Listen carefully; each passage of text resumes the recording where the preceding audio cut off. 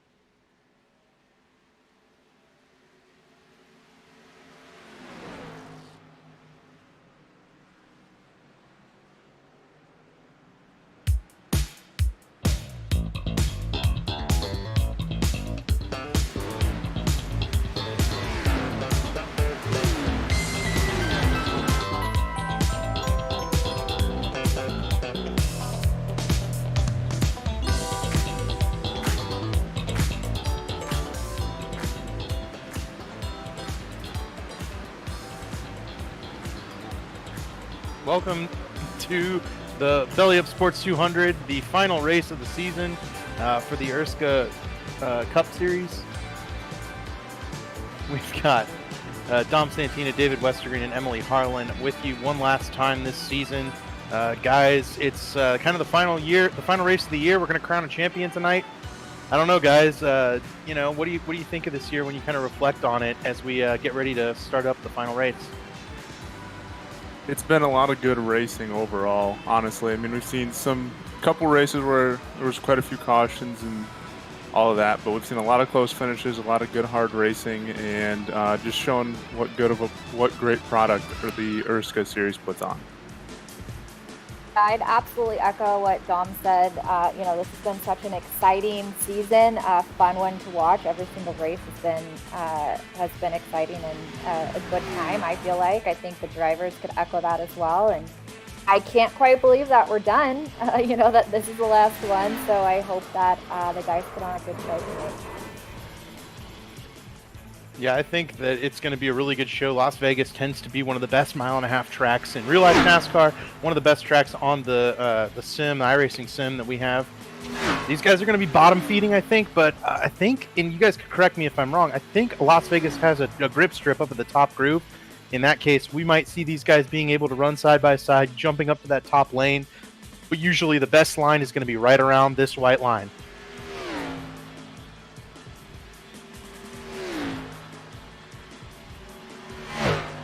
It's going to be fun to watch for sure tonight. We know Ryan Lutz pretty well has a good handle on this thing, but unless disaster strikes and someone can sneak in there, but we'll just have to wait and see what happens. Right, and I don't know, Carlos, do you have the points available to us here? Because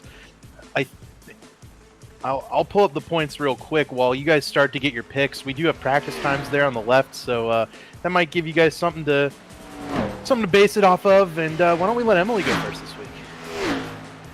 Ooh, I like it. I feel like the easy pick is Ryan Lutz. I saw on Twitter he was like, I am hoping to win the chase, obviously, but he's like, I want to win this race too. So I feel like that's the easy pick, and I don't know if anyone else here was going to pick him, but I'll go with Ryan.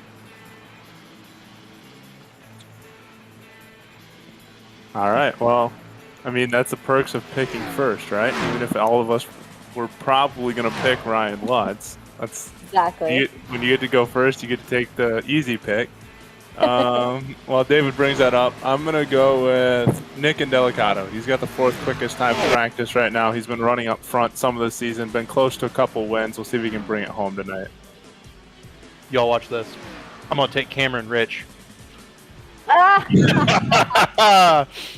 week's winner, Cameron Rich. He was great last week at Richmond. Why not? Got a top 10 time, I think, and he does have an outside shot at the championship. So for me, I'm gonna go Cameron Rich. Take it away from Carlos and force him to pick somebody else. That'll be fun. He has to change up. The reason it hasn't popped up yet, Carlos has to change his pick and my pick. So that's what's up there. But the championship, before Carlos throws his pick on the board, the championship picture is Ryan Lutz by 30 points right now. Chris Wright is second. Nick Massey third, 6 more points back. He's 36 behind Lutz. Cameron Rich is 44 back. Tate Lytle is 51 back. And those are the only drivers who have an opportunity to win this championship. But in order for Lytle and Rich, and really any 4 of those guys to win, Ryan Lutz is going to have to crash out before the halfway point. Yeah, I saw 13th place or 13th or better tonight, and he secures it. Is that what it was? Basing on my math, I think that is indeed what it is. Carlos going Tate Lytle. I like it. Got to think outside the box a little, Carlos. We'll see. I think Tate's a good, strong contender for the win. He does have to win this race in order to have any shot at winning the championship, because he has to leapfrog over 4 people. All 4 of those guys would have to get involved in pretty much the same crash early in the race.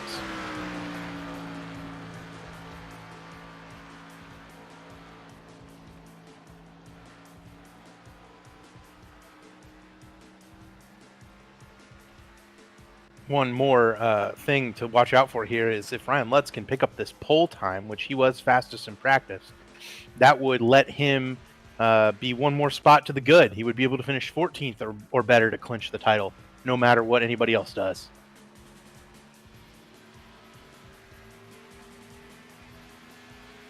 And then plus, if he gets a point or two for leading a lap or a few, that'll help him out. So he's always fast, he's always consistently up front, and he's looking to lock this thing up as soon as he can. Looks like a respectable time by Josh Adams. I think Lutz was in the 30.68 range. So if those guys pick up a little bit of time in their hot laps, that would, I believe, mean that a bunch of these up front runners are going to have a little more speed than Adams has put up. It's early in qualifying. You know, these guys are waiting for the track to cool down a little bit, get a little more heat or a little more cool, the track temp to go down so that they can kind of grip it a little better and send it more wide open than they otherwise would be able to.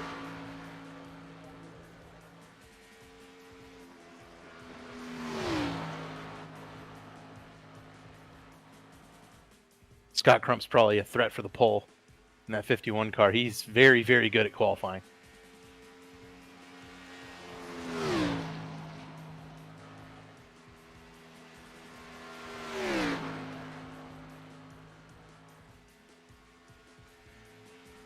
See what Johnny Thomas has for him.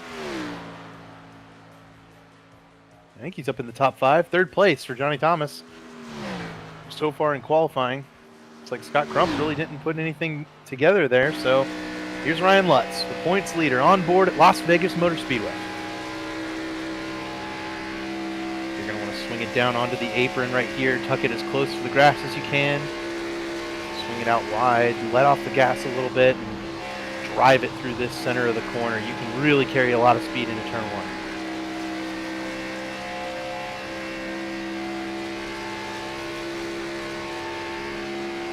Back straightaway into turn 3. We watched Lutz very smooth on the throttle. He'll get going. Turn 4 gets a little tight, closer to the outside wall. You want to tuck it there and then drive it straight to the apron once again. Let's see what kind of lap that is. Looks smooth for Ryan Lutz. P2 it looks like. Says teammate Damian Leininger out front. It is. They were tied 3 digits in, so Lutz may need to see if he can run one more and get the tiebreaker over his teammate.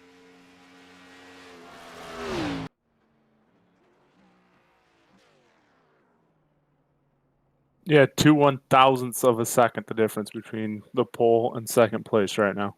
Just goes to show you how skilled these guys all are. I mean, Damian Leininger has had some absolutely atrocious luck this season. You won't get it.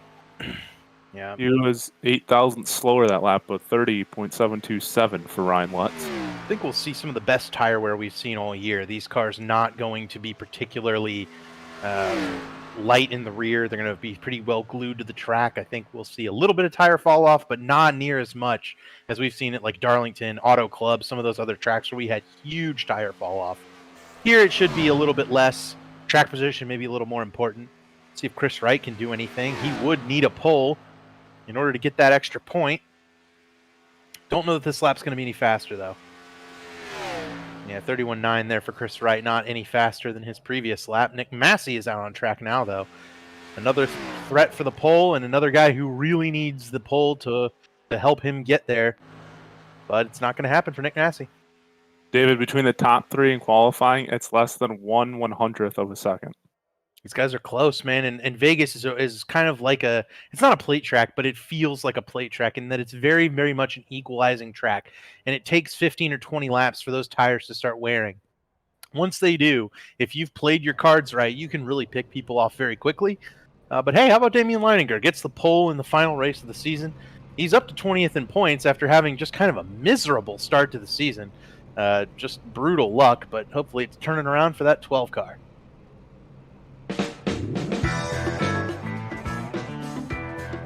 I look back, he also qualified on pole at Martinsville and Talladega. So Leininger's 3rd pole in 4 races. See if you can keep that 12th car up front. They're both running the bat flip scheme there and belly up sports. Yep. Josh Adams qualifies 3rd in that 2nd row full of Joshes. Thomas Sherman 5th, Scott Crump 6th. Nick Massey starts 7th, and one of our guys who needs to run better than Ryan Lutz to claim the title. Ethan Burrell 8th, Cameron Rich, another one of those. He's 9th. Johnny Thomas rounds out the top 10. Matthew Weeks starts where his car number is. Josh Personette makes 3 Joshes in the top 12. Brandon Key, Chris Wright 13th and 14th. A couple of teammates there, and Chris Wright's going to need a big run up through the field in order to gain the necessary points to take down Ryan Lutz, and it's going to need to be a miracle. Hank Steinmiller, Gerald Campbell, Brandon Scott, Nick Indelicato, Colin Fambro, and Richard Lafferty round out the top 20. I don't see Tate Lytle, and I don't see Nick Massey. I guess Massey was 7th. I guess I don't see Tate Lytle. I don't think he got a lap in there in qualifying. That may mean that Carlos's pick at one of our final championship contenders there needs to come from the back, which would be hard-pressed to do so. James Heater, Michael Goodman, Matthew Bayuk tends to take a time. Neither does Tate Lytle to start 32nd. And Harrison Talon rounds out the field.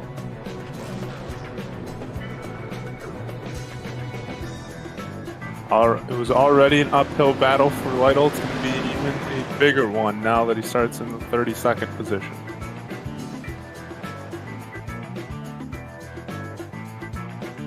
Absolutely, he's really fast though, and he's got to be patient. But a long green flag run would really allow Tate to take advantage of saving his tires early on and really charge through the field. I think he would need a caution. He would not need it to go green all the way, but he could make it work.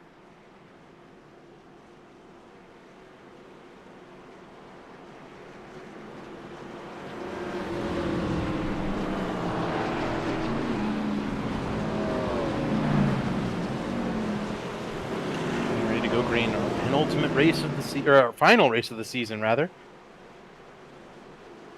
Here at Las Vegas. Shuffling in the back. I think that's Francis maybe heading to the back.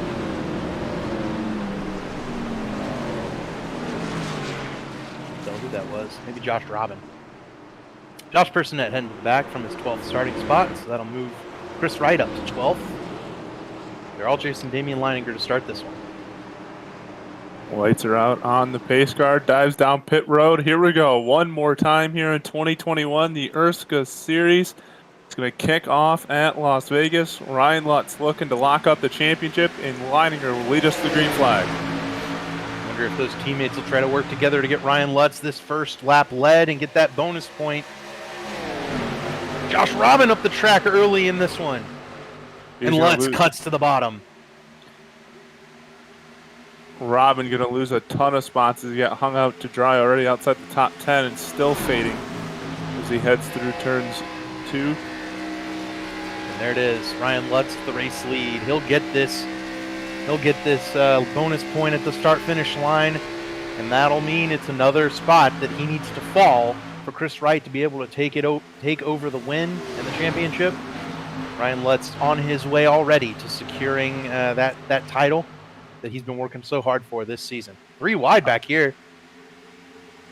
All right, well, it was 13th or better coming in. He didn't get the point for the pole, so that'll still put him at 14th now. The lap he finished 14th or better. The championship will be his. And of course, that's also factoring in where everybody else finishes as well. Yep, and that's just all he has to do is finish at least 14th in order to lock up the title. That doesn't even necessarily include those guys all having to win the race. Right? Chris Wright has to win the race and lead the most laps probably in order to even pose that threat to Ryan Lutz. Right, absolutely, yep. If he finishes behind 14th, then it starts playing the math game. But right now, no one's in front. He's going to clean racetrack, looking to try to. He could pick up another point for leading the most laps. You got stage points involved or halfway points. So Lutz already in control here early on, just 4 laps in. Josh Adams takes second from the pole sitter Damian Leininger. Adams is very good on these high throttle tracks. Usually running up front. That's kind of how he made his way into the playoffs this year, but hasn't really been a championship contender. A little bit surprising. Josh is really fast at all these racetracks. Ethan Burrell. Yeah, yep. We both saw him at the same time. P4 right now. And Scott Crump right behind him in the 5th spot. Johnny Thomas up to the 6th spot. Good run for Johnny. Johnny likes these high-speed racetracks as well. Another guy who just didn't get any luck throughout that middle portion of the season after a good, strong run at Daytona. And I can tell you, I know Matthew Weeks in 7th is biding his time, waiting, trying to save those tires on the 11 car.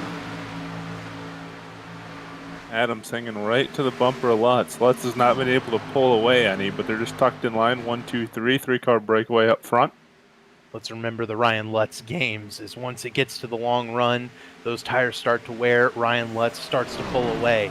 But early in the run, people can get to his back bumper, and then all we see is Ryan Lutz, toying with him, backing off, letting him get back to his bumper, and then driving back away. He breaks their spirit when he does that. But Adams is as close as anybody's been. He's certainly not giving any breaks to the points leader. As soon as we mentioned it, Ethan Brell went up the racetrack, lost 2 positions. He falls back to 6th as Crump and Johnny Thomas go underneath.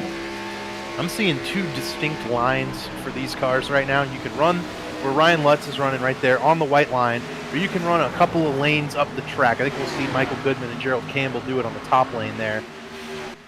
If you run the top, you'll get a little more run off the corner, but you're going to sacrifice corner entry, and that's a good bit of ground if you do run that middle lane. But here's the 3 leaders all kind of running that middle lane through turn 1 and 2. Another car on the move. Cameron Rich just went under Matthew Weeks for the 7th position. Now he's going to try to go after Burrell for 6th. That's my pick right there. That's not Carlos's pick for once. Feels good to be rooting for that 47 car for once. Side by side back in the field, Chase driver Jared Mogard trying to move up on Colin Fambro. Yeah, I thought Mogard might have something for him, but he never actually got up and won a race this season. I'm a little surprised by that because he had good top 5 speed in a number of tracks. Here comes Josh Adams. Yeah, he is pressuring that 36 car of Lutz. We know that's where Lutz likes to be, though. He likes to have that pressure behind him. Kind of hold these guys off. He's done well so far. See if Adams can really give a challenge to get up side by side here with Lutz. Lutz likes running, with people right on his bumper because he likes playing with them. He likes to feel the challenge, feel the threat from behind, which is different to me because most guys like chasing, right? Like playing the role Josh Adams is playing right now, right? He's going after the rabbit as Adams goes and clears Lutz for the lead. We'll see if Lutz can kind of chase him back down. The role is once you get out to the lead, can you run the same lap times you were running to chase somebody down? I always feel this in the car when I'm running. Like I run better when I'm behind somebody. I'm gauging off of them. I'm trying to hit the same marks they're hitting and then beat their marks. A little bit easier than leading yourself. Sorry, go ahead. You think Lutz let him go there a little bit, knowing it's not worth battling right now? We'll have laps in. Yeah, well, we know Lutz. We know Lutz is going to try to lead every single lap. I don't know that Lutz ever lets anybody by. But Lutz is also making the calculated play that I'm not going to, throw a block on Josh Adams here on lap, 10 with a championship on the line. If he gets taken out right here, he's going to finish 33rd. That opens the door. Well, that's kind of my point, right? Like, what's the point in battling with him 11 laps in when he's still got over 100 laps? Maybe he just sticks with them, runs with them a little bit. He can make the move back later. Or is Josh Adams truly the faster car tonight? I mean, that could be the case. Adams is good at Las Vegas. He's good at these 1.5-mile tracks. This is a big gaggle of cars back here for about 20th to 25th place. A lot of battling back there, all side-by-side racing. Nick Indelicato, Gerald Campbell, Michael Goodman, James Heater. Here comes Clark from the top lane all the way to the white line. Hank Steinmiller just battling underneath Matthew Weeks, got into the 8th spot. Hank Steinmiller... Oh, go ahead. Weeks trying to get that spot back, looking to the inside. Yeah, so Hank Steinmiller's actually got an issue right now with his wheel and his pedals, and I don't know if he absolved that. But he's basically running where occasionally down the straightaways it'll cut his throttle out and it'll run him at 3/4 throttle for a couple of seconds, and he said it felt like being down a cylinder essentially. And in the earlier race tonight in Elite, so he was able to battle back, finish in the top 15 in that race, and I think he's running really well tonight, all the way up to 8th already. Looking to crack the top 10 is the 48 of Nick Massey. He sits in the 11th spot, just behind Thomas Sherman.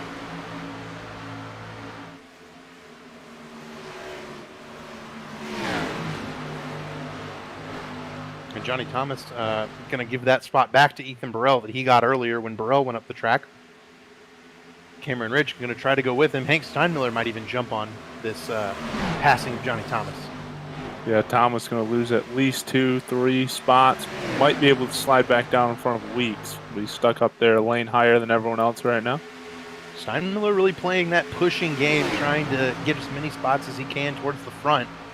Definitely a good strategy for somebody who's not really running for points, doesn't have a race win or anything. Just try to get on TV and get that 63 car up as high as you can.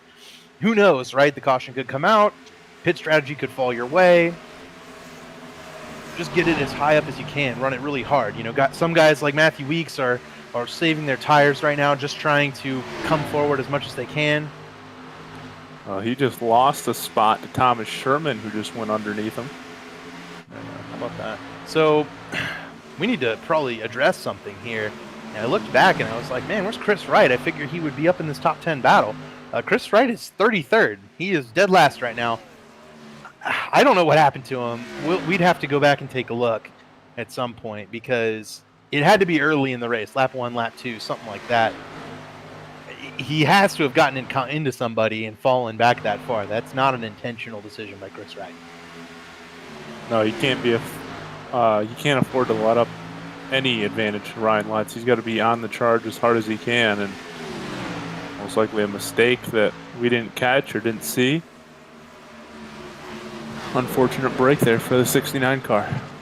And now means Ryan Lutz's biggest challenge is probably Cameron Rich in the 6th position. After winning last week, he has shown he has the speed to kind of run with Ryan Lutz.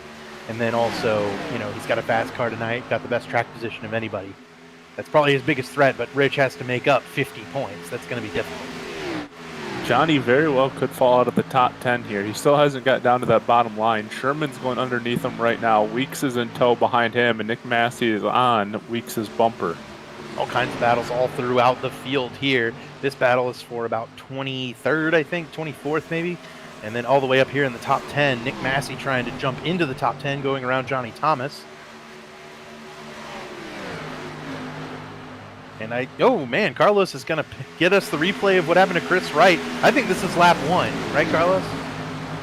Lap 2. Lap 2 for Chris Wright. Gets put in the wall. Looks like Gerald Campbell, the one who bounced off of him. And Chris brushed the wall, has a little left front damage. And I know that car isn't driving very well. Las Vegas already notorious for being a little bit tight in the center of the corner. And when you have that right front damage, it gets so much worse. There you go, Nick Massey into the top 10 as he got around Johnny. Scott Crump up going for 3rd on Damian Leininger, and we really haven't seen much of Scott Crump in the past several races. He is the 2nd car in the the best of the rest, the non-playoff drivers. Thomas Sherman currently the leader of those and 13th in points. Little battle between them. It's 15 points from Sherman back to Crump, and then another 11 back to Johnny Thomas. The top finisher of those 3 likely goes ahead and takes home the best of the rest. Really an up and down season for Scott Crump. He's run up front quite a bit. He started really strong in Daytona and then just kind of hit and miss here and there. Hasn't had a ton of success, but has had some strong finishes for sure. Let's think back to Homestead. Scott Crump pretty much had a chance to win the race, and it got taken away from him with that late race caution. As I guess that wasn't really contact with Damian Leininger, but he kind of forced Leininger's hand to go up the racetrack a little bit, cost him another spot. We'll see if Rich can catch Leininger here too as well.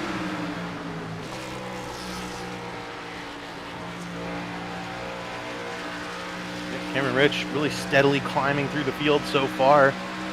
Kind of with a partner in crime behind him in that 63. Hank Steinmiller's shown some speed and some aggression early in this race. One thing that we haven't really talked about, because we've been looking at the battles in the field, Adams has gapped Lutz here a little bit by about half a second. Put some distance between the 95 and the 36 car up front. we would definitely want feedback from anybody who's watching later or now. You know, if you guys like us being able to cover everybody in the field, because that's generally what we try to do, let us know. You know, we tend to let the battle for the lead go. I've seen a lot of broadcasts, especially on iRacing, focus on the leader. You know, I feel like NBC for Real NASCAR focuses on the leader, and you don't get anybody in the top, in the top back end. But that's the beauty of having Carlos and 3Wide TV here, is Carlos can put on the leader cam on the bottom and the best battle on track above. I love it. I hope we do a good job for you guys, and that's the kind of feedback we're looking for is, you know, what battles do we focus on? You want us keeping in the top 10? You want us to go back to 25th when we can, when it's the best battle on track? You know, let us know. Yeah, David, I think that's, I've seen that in a lot of different motorsports where it's just focusing on what the leader can do. And I know as a viewer, I have a rooting interest or whatever else, and I get frustrated because I don't get to see who I want to see. So I like that we try to give, people airtime when we can and focus on their day and try to highlight them if they're having a good run. Yeah, I try to cover everybody. I try to use the name of every driver in the field at least once in every broadcast. If I can do that, then we're good, right? Like, because then if I'm watching back and I want to be able to hear my name, you know, if I'm Brandon Key fighting with Colin Fambro here, I want to hear that, hey, we're fighting it out, going for that spot, running up here near the top 10, 13th and 14th, having really good runs. It is a good run for Brandon Key so far. Jared Mogard right behind him, running the 15th position. Yep, Brandon Scott up here in 11th. Scott's had some really strong runs this year, just never put that consistency together in order to get up into the top 12 in points. He's pressuring Weeks here to get into the top 10. Weeks has fallen back quite a few spots, on the verge of falling outside the top 10. Battle for 6th. Hank Steinmiller goes around Damian Leininger up ahead of this group. Between a couple of Apex Sim Racing teammates. And Cameron Rich is into 5th. He is closing quickly on the race leaders. A little update on Carlos's pick. Tate Lytle up to the 17th position, just behind Dylan Thomas in 16th, and right in front of Richard Lafferty in 18th. I think Tate might have used up his tires a little bit. It looks like that car looks struggling just a touch right now. He had made all the way up to 15th, and he's now lost a couple of spots since then. I think that 56 might be overused a little bit right now, and he's having to kind of gather it up and play it slow right here, waiting for the new tires after pit stops. Yeah, it looks like he slid up the racetrack coming out of turn 4 a little bit that time by as he tries to get around Dylan Thomas. We'll clear him in the middle of 1 and 2. And really loose exiting turn 2.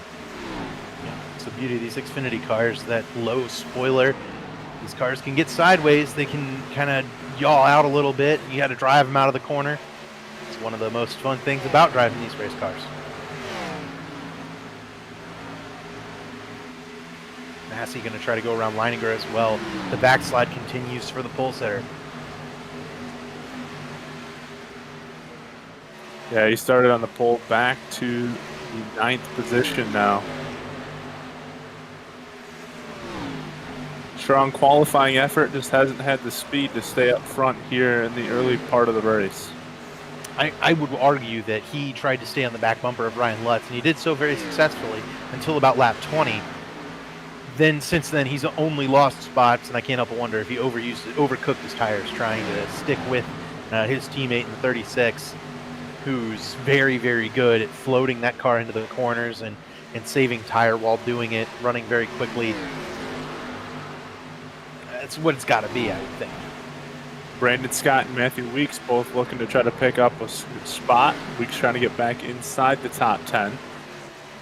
Johnny Thomas, who's been up as high as 5th, is now back to 12th and into the clutches of Brandon Key. A couple of these guys fading through the pack, and like David just mentioned, most likely tire wear playing a factor. Yeah, like I said, the tire wear for the first 15 or 20 laps. Spinner! Ooh, Dylan Thomas sideways. It's like Lafferty got into him a little bit there. Thomas, a great car control and an amazing save. We can almost certainly grab the replay for you here. Right. It loses you a ton of track position to go into a slide like that, and then you thought the tire wear was bad before. It's unimaginable once you get that slide in. on 33-lap-old tires. Dylan Thomas's car was completely 90 degrees sideways. Slid right down the track, got to the apron, and here you go. Carlos bringing up the great replay. Lafferty gets him a little loose, and around goes the 03. I don't know if that's a little loose there, Dom. I think that's a spin. That's a contact. It's hard to drive straight with your rear wheels off the ground. A great save by Thomas. Keeps it off the wall. Keeps it caution-free. Brandon Scott into 9th around Leininger, and Leininger about to fall outside the top 10 after starting on pole. Josh Clark kicks off pit stops. First car down pit road here. It's a little early, I think. I think you got to at least go to 42-ish in order to make this a 2-stop race if you're going to do that. Because 35, that's 70 and then 105. You're having to run 50-plus laps in a run.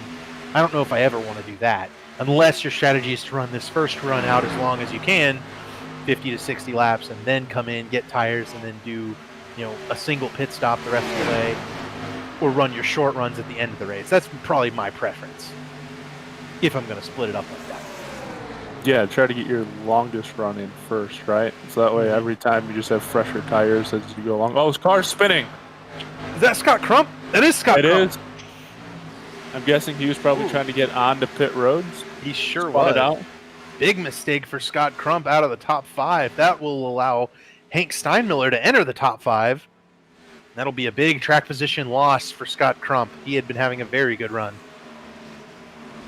That'll be something to watch. These guys on old tires trying to get down to pit road speed, entering pit road under green.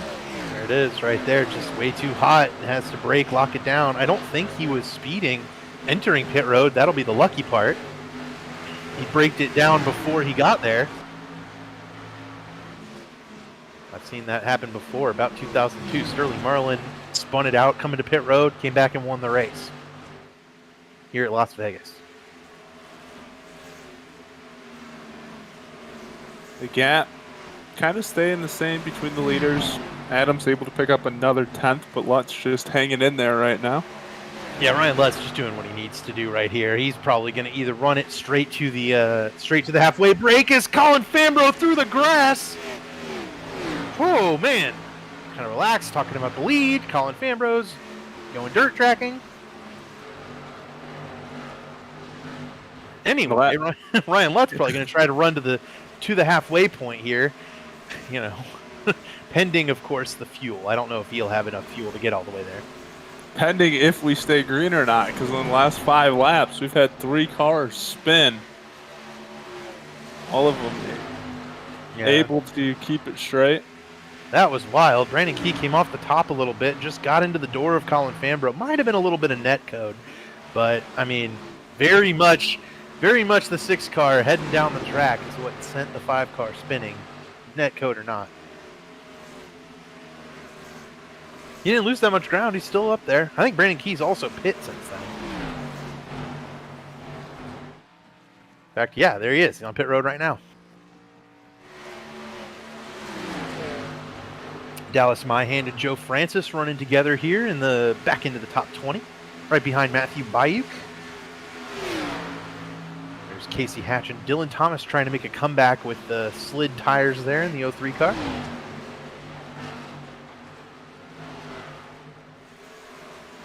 Hatch was a little discouraged after our earlier race at Texas, but I imagine he's feeling a little better right now, having a near top 20 run in that 45 car, subbing for Jordan Owens. And boy, since that first lap slide, Josh Robin, who qualified 4th, has only gone backwards. I wonder if he didn't just absolutely shred his tires in that turn 1, lap 1 incident, because he went way up high, kind of sideways. It's one of those things that cost Chris Wright the track position he has, because it put him up way on the top, and he ended up getting run into there.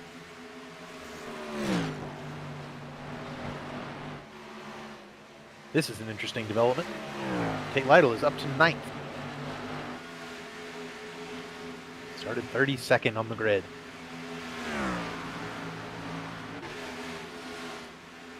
So I wonder there, David, when he started backing up a little bit, maybe if he backed off to save a little bit of tire, and now as the tires have kind of gone away, been able to take advantage of, Crump going down pit road and everything else, but able to pick up a few more spots here. I think that's exactly what he did. When we saw Tate Lytle kind of backing it off, losing a few spots, I think he was saving up a little bit, preparing to go for it here, as I believe Cameron Rich and Nick Massey both have hit pit road.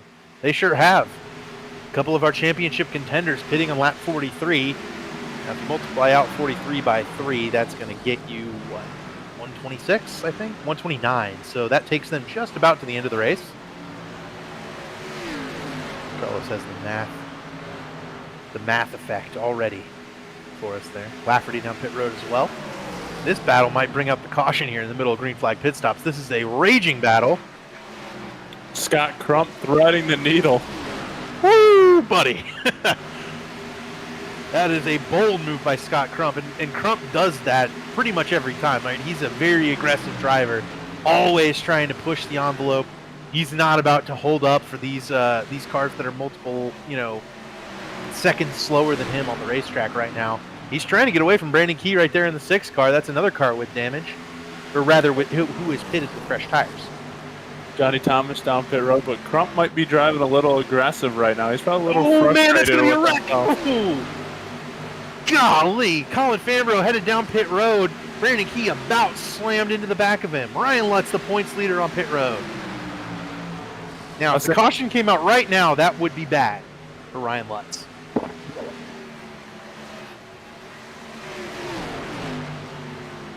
James Heater down pit road. He's had a little rough go of it.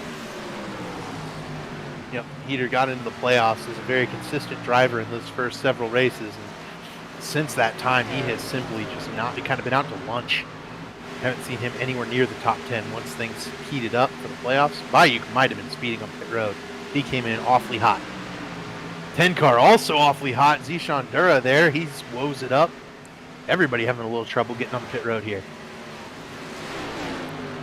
Josh Adams still out front. He's got a 2-second lead over Ethan Burrell, who took over the 2nd spot with Lutz coming down pit road. That's an interesting spot there. Nick Massey just flew around Ryan Lutz. So pitting a couple of laps before Lutz gives Massey enough speed to get up and around the 36 car. Lutz will probably tuck in and follow, if not come back after Nick Massey as he gets to his inside quarter panel. Ryan Lutz never tucks in and follows. They're going to cut underneath Matthew Weeks. Oh, man, Massey's about to turn Lutz there. That was real close. Is that Chris Wright almost going a lap down? I think it is. It's a devastating turn of events for Chris Wright, who was 2nd in points in entering this race. He did not need this to happen. Burrell on pit road.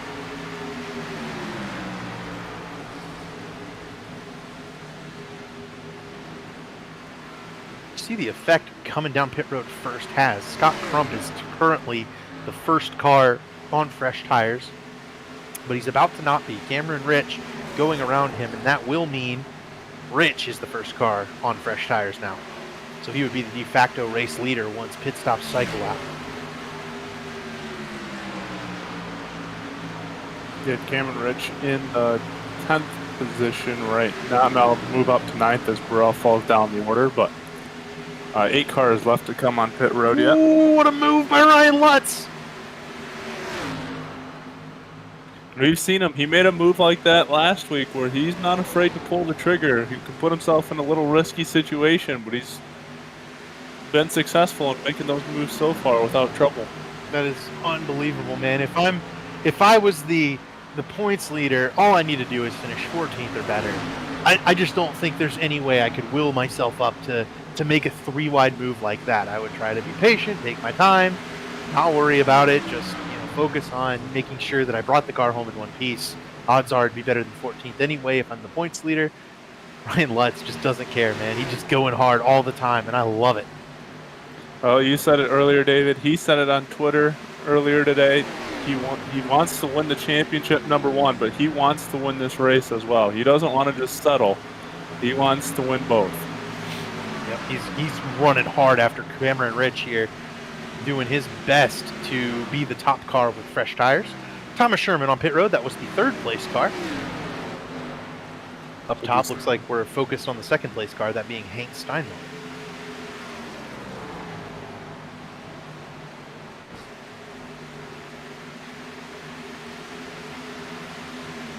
Just 7 cars left to go. Come down pit road. Oh, make it 5. Oh, and Delicato hit the cone. That might be a penalty. Maybe hitting the cone is fine if you're outside of it. Maybe that's the problem. I'm not sure. And Delicato flirting with disaster there, entering pit road. We have seen guys really struggling entering pit road in this race. So that leaves Adam, Steinmiller, Lytle, Francis, Myhan, and Weeks. There comes Steinmiller down pit road. And it's both Steinmiller and Lytle. Yep. Both of them got on pit road really well. No sliding of the tires, no sideways entry.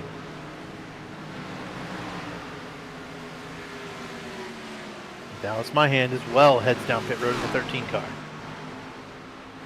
That leaves just the race leader Josh Adams and Joe Francis, and then I believe Matthew Weeks as the 3 cars who have not pitted. Cameron Rich up to 4th, and Ryan Lutz hounding him, trying to get the race lead as soon as it cycles through. Joe Francis, one more that heads down pit road. It's just 2 guys, Josh Adams and Matthew Weeks.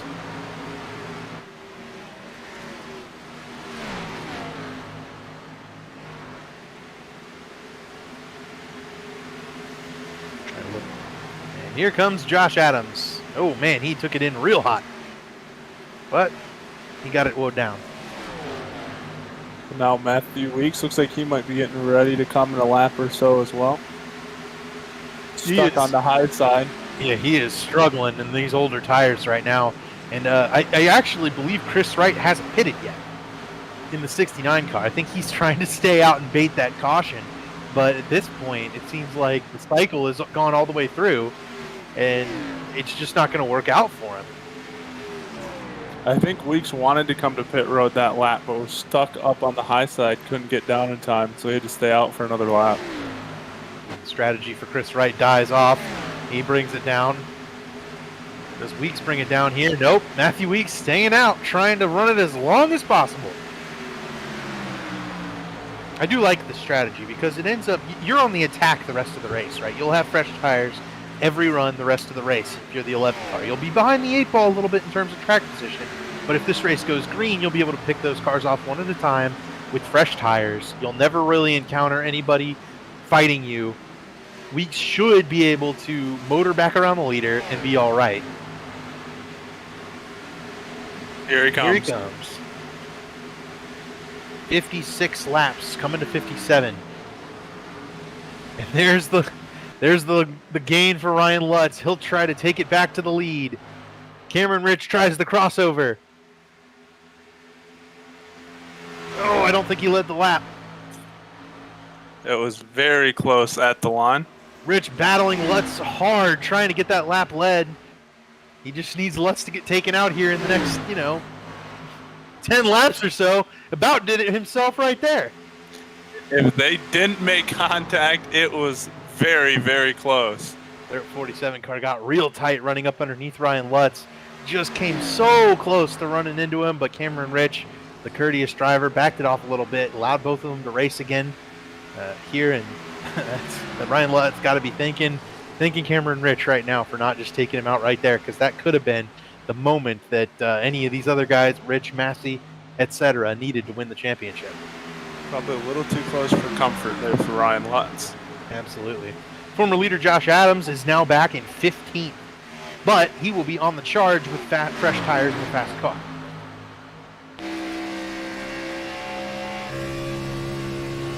Steinmiller, Damian Leininger, Tate Lytle all trying to work their way up from the mid-pack. You can see just how much speed Adams has compared to Colin Fambrough. Let's bring the noise for a little bit, and we'll go quiet and let you listen to Josh Adams drive this 95 car through the pack.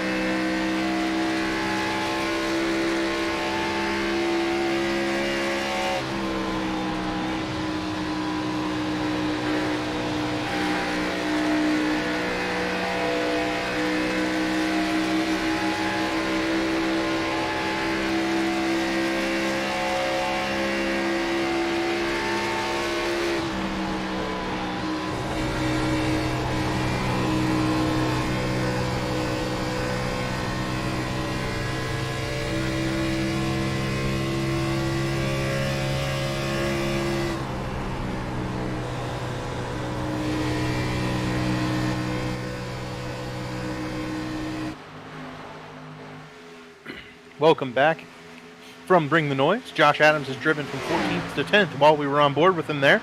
He's about to slice underneath Johnny Thomas as well, and Brandon Scott, and pick up both 9th and 8th. There he goes to the 8th spot, and right in front of him will be Thomas Sherman for the 7th spot. He'll be there in about half a lap. Adams is really carving through the field well. You can kind of gauge his progress off the progress of Tate Lytle and Hank Steinmiller behind him. Adams has pulled a second on them, and they were right on his bumper earlier. So, yeah, he's really carving well through this lap traffic to the point that I think he'll be up by Ryan Lutz in no time. Right into 6th there. Brandon Key and Thomas Sherman both no match for the fresh tires. Yeah, Adams just flying through the field right now. Lutz has got almost a full second over Cameron Rich for the 2nd spot. Now about Nick Massey, he's made it all the way up into 3rd off the pit strategy. He's able to save his tires a little bit. And he and Cameron Rich came on the same lap. They were able to kind of come out 2nd and 3rd, and they've been able to maintain that. I think the only car really slicing into their lead is these cars back here, Adams, Tate Lytle, Hank Steinmiller, those cars that pitted really late. Those are the only ones really carving any ground off of their advantage right now. Adams is coming, though, into 5th just like that. I mean, it's been, what, maybe 10 laps, and he's gone from 15th to 5th? Only problem with Massey running 3rd, David, is Ryan Lutz is out front, and we're about to hit the halfway point. Mm-hmm. Yep, 2 laps here until the halfway point. Ryan Lutz doing absolutely everything he needs to. And I believe this would seal the deal for both Cameron Rich and Tate Lytle if Lutz goes ahead and puts a pin in the halfway stage. Those guys would then be 54 back, would be Rich. Yeah, I think you might be able to call it for poor Ryan Lutz. Oh, I guess he's only going to gain 1 over Rich. Oh, Massey loses a spot to Burrell. Ethan trying to have a strong run to finish the season. And I feel like Ethan Burrell got just a couple of bad races in the playoff. It was all it took, right? I mean, so close, so strong all year. Won the regular season title, was the top 2 car 4 races in a row at one point in the season. Won at Darlington, Martinsville, and Indianapolis, the 2 races that cost Ethan Burrell the chance of the title. And there it is. Ryan Lutz is going to get those 10 halfway bonus points. Not much fanfare for Ryan Lutz here. He is thoroughly stomping the field here.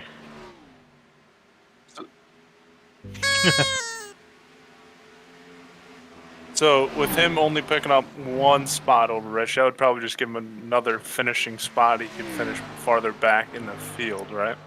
Right. Rich is going to be 45 plus points behind. I think 46, because Lutz has led laps and Rich hasn't so far. So yeah, I mean, I think actually there's only 33 points to be gained now. The only one who can do it is Chris Wright, and it's because Lutz has no. I think Lutz is wrapped up the championship because Wright has to make up 40 points, and he can't do it. And he's not even in contention at this point. Ryan Lutz finishes last in this race, 33rd. He gets 8 points, I think.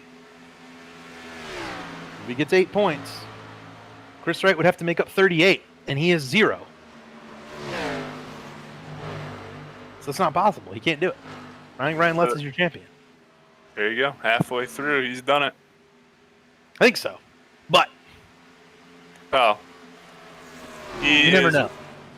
He is on a mission right now, out by still about a second over Cameron Rich, but he's pretty well locked this up if he hasn't already.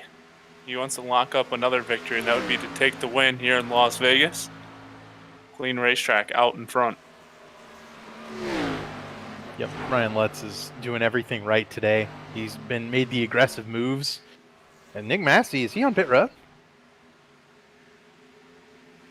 Dropping through the field. Massey might be kicking off the next set of pit stops, trying to do everything he can to take this race win away from Ryan Lutz. But what we've seen, especially with Josh Adams, I mean, look, he's 3 seconds behind Ryan Lutz here. He's about to get Ethan Burrell here for the 3rd spot. That's an impressive drive through the field by Josh Adams. I mean, fresh tires or not, he has flown through the field in the way that the 56, 63, and others just haven't.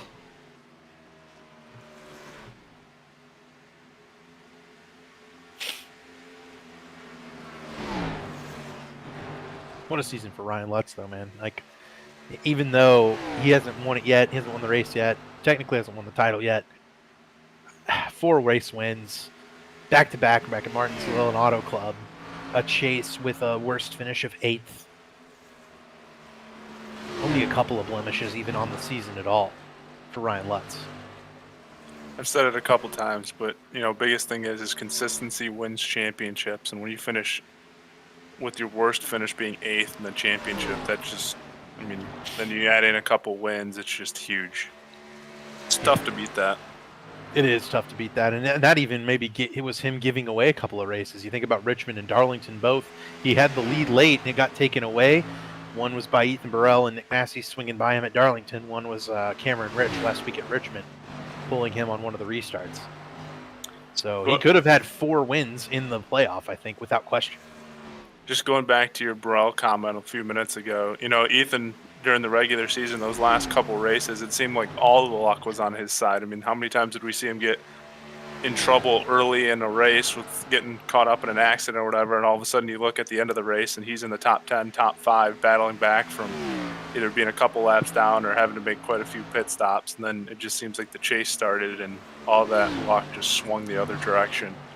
It's really been a struggle for him. Yep. You look at the couple of races in question there. North Wilkesboro, Ethan was in the wall early, ended up finishing 2nd. Managed to take a 13th place out of getting wrecked several times at Nashville and finished 5th after being involved in the big one at Daytona. But at Martinsville, he wasn't able to come back after leading 20 laps. And then in Indianapolis, just a couple of bad, I think a missed pit call where he ended up not getting fuel in his car. That was the difference between a top 3 finish and a 25th place finish, which effectively ended his season.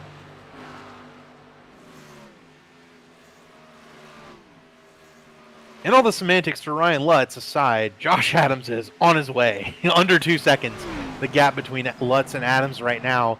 And I think Ryan Lutz might even pit before Adams gets all the way back to him. But that's an impressive drive for Josh Adams. He can make it all up there, I believe, under the green flag conditions. 10 or so seconds in, 20 laps? One guy that's kind of standing in the way is Kyle Henshaw. He's a lap down, but he's been able to hang with Cameron Rich right here. Adams is going to catch him here in a second. He's the first car 1 lap down, but has hung on what would be that 3rd position in line behind the leader.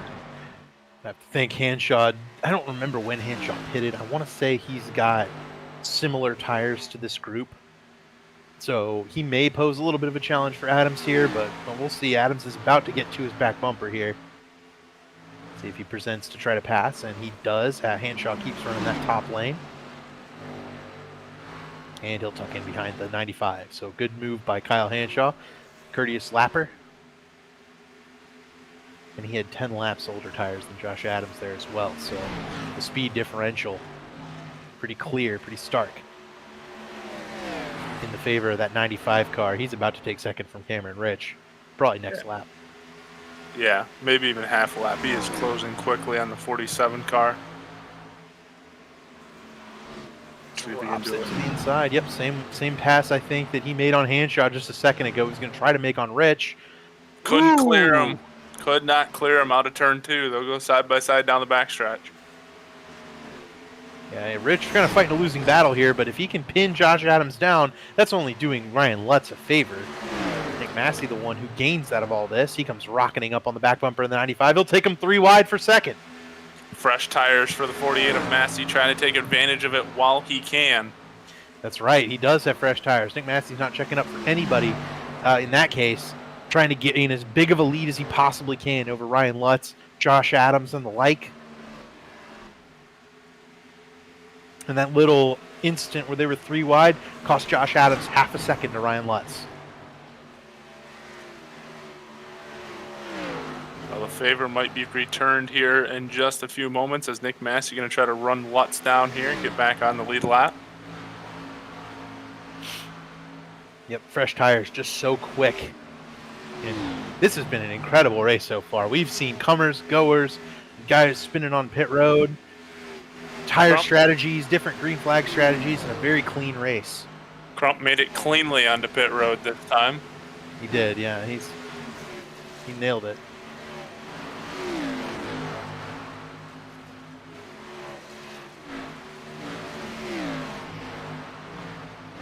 got Tate Lytle and Hank Steinmiller, two of the cars that are on fresh tires, 6th and 7th, and looking to battle together.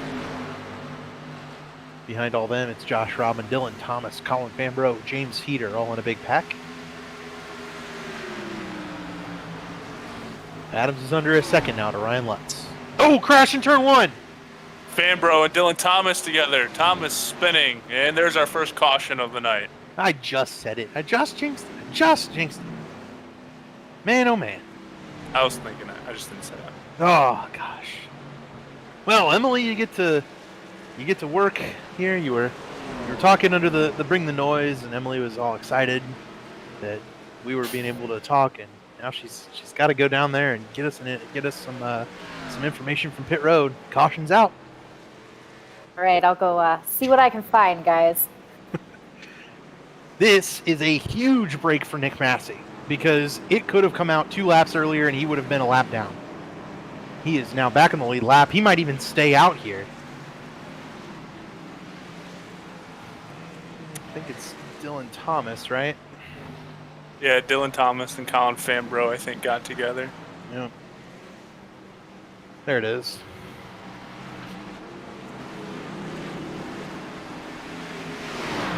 Here we go.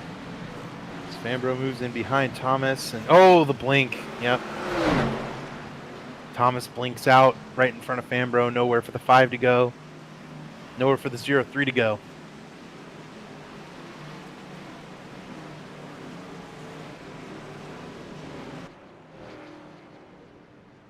And here Josh comes Wilson Adams. Yep, both of them coming down.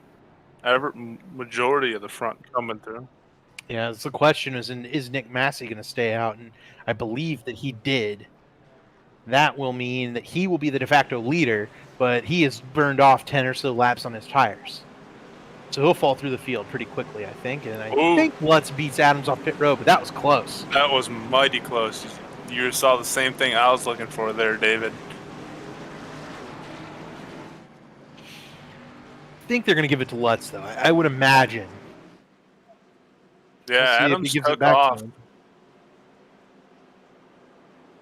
That might have been huge. That might have been a huge moment in this race because one of them is going to be trapped behind Nick Massey. One of them is going to be up on the high side, zooming around, and it looks like it'll be Josh Adams in second. I think he did get him off. Burrell comes off third. He'll be right behind Lutz. Oh, there it is. What a great shot by Carlos. All right. Man, that is a tie, dude. I can't even... You couldn't split them with a piece of paper. So close. Oof. Man. Ever so slightly in the advantage of the 95. Did Massey come down pit road that time? I think he did. Massey comes down pit road, so he might have just been trying to catch up. Get a bonus point for leading a lap and come on down.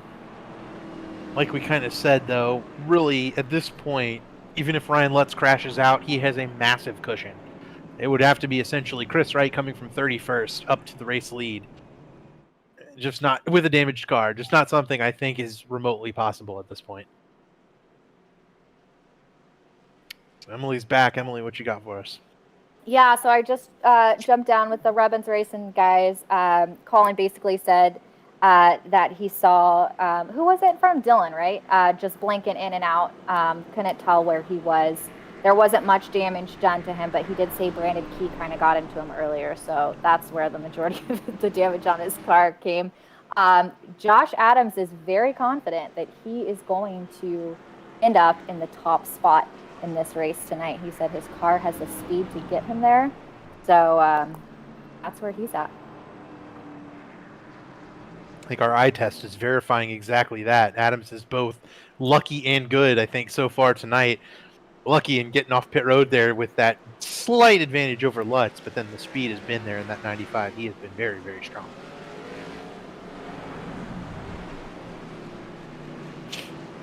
Thomas Sherman into fourth on this restart, and those guys that ended up taking those tires and really driving through the field. Tate Lytle and Hank Steinmiller, they're lining up 5th and 6th here. I guess, yeah, 5th and 6th. That's a good run for those two. They came all the way through the field with Josh Adams, just a little bit behind because they had pitted a couple of laps earlier. Gonna be about 46 to go when we go green. Yep, I think that means all bets are off. You got to get what you get and go for it here because everybody's not going to pit again. I think it's not required. I think you can make it all the way to the end from here. So we'll see Josh Adams, Ryan Lutz battling it out all the way to the checkered.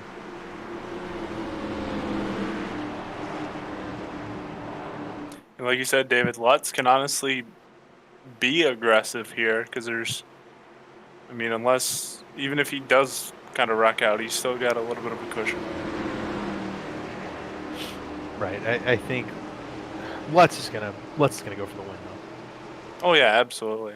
Pace car off. Josh Adams goes, and Lutz does not get the same restart. That'll give the lead cleared to the 95. Adams went early, caught Lutz, hold him back a little bit, and here comes Burrell to the inside. Lutz almost cut down there in front of him, wasn't quite clear. Burrell going to get to the inside of the 36 car, might get the second spot here.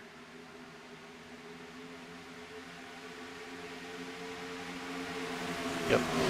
Lutz hung up on the outside here, and these guys definitely trying to get that 36 car behind them. Lutz trying to get down in front of Tate, and Tate cuts Lutz a break. I think that's all justification for that car on the inside to hold its ground, and if the car on the outside spins itself, well, I was there. But Tate, a good courteous driver, lets Lutz in, though I know Tate's probably barking on the radio. Oh, and just, how many close calls has Ryan Lutz had? Even tonight, just he threaded it 3 wide. He got it. Cameron Rich and him got together, and right there, if that's another half second later, Lutz is probably spinning through the infield. Right.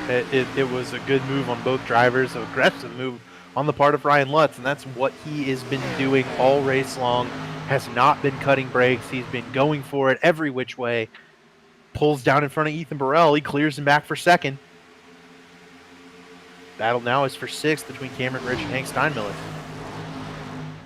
Sometimes when you do play it safe, that's when you put yourself in danger. So Lutz being aggressive here, driving the way he normally drives, not changing anything different here with locking up the championship, and finds himself in the second spot and trying to run down Adams for the race win.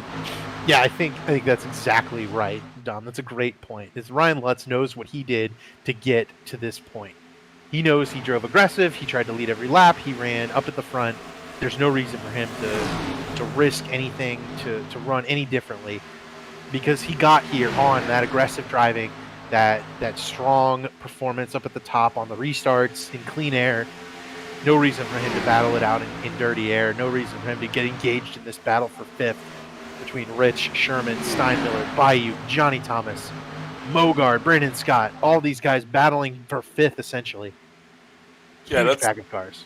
That's the last place right there that you'd want to be if you're Ryan Lutz. That's just, you put yourself in there, that's asking for something to happen.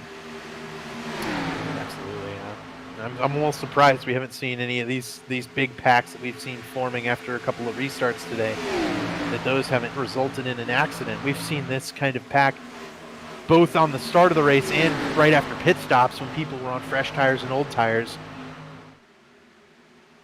Clean race around it, though. These guys have done an amazing job finishing off this season where they've been pretty exceptionally clean, all things considered.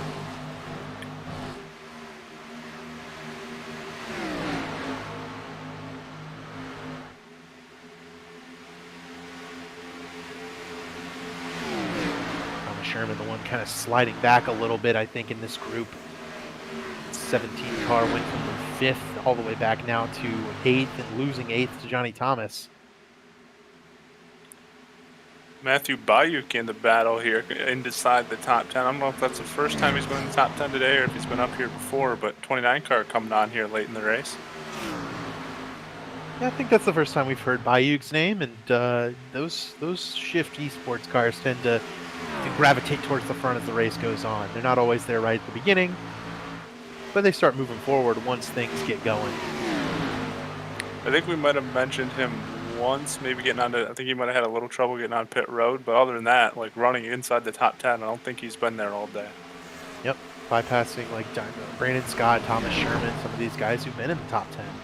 A good run for Matthew Bayuk to close out the year. He was a chase driver, had an opportunity, just wasn't able to really keep that consistency that Ryan Lutz was. I think those guys kind of just pulled away from him after he locked himself in on that Daytona road course win, that he kind of snuck away from his teammate Nick Delicato.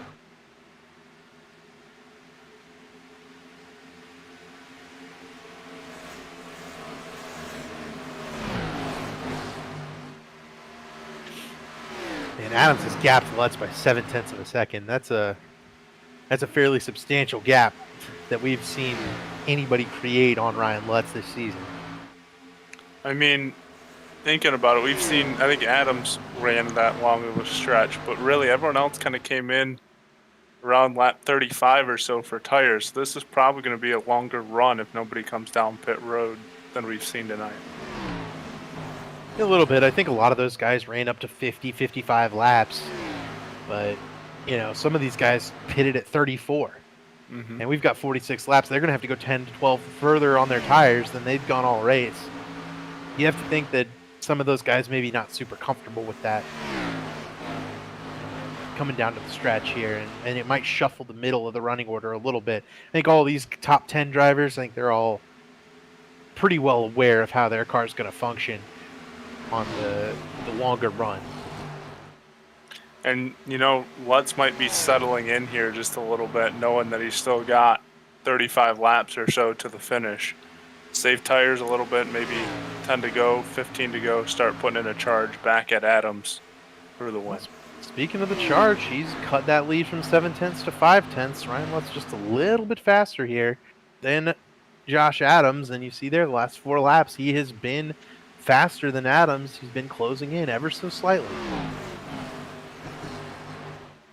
Catching him is one thing, passing him is another thing. Well, and it could be the opposite thing, too. Adams might be saving tires a little bit here. Pulled out on Lutz a little bit, got a little bit of a gap, now going to back off just a touch to conserve a little bit of tire wear for the end of the race. Emily told us that Josh was very confident in that 95 car. I think he's going to do everything in his power to win this race. Oh, why wouldn't you be? That car has been a rocket ship tonight. Adam Lutz, Burrell, Lytle, the top 4. Cameron Rich in 5th. It's Hank Steinmiller, Matthew Bayuk up to the 7th position. Brandon Scott, Jared Mogard, and Johnny Thomas round out your top 10.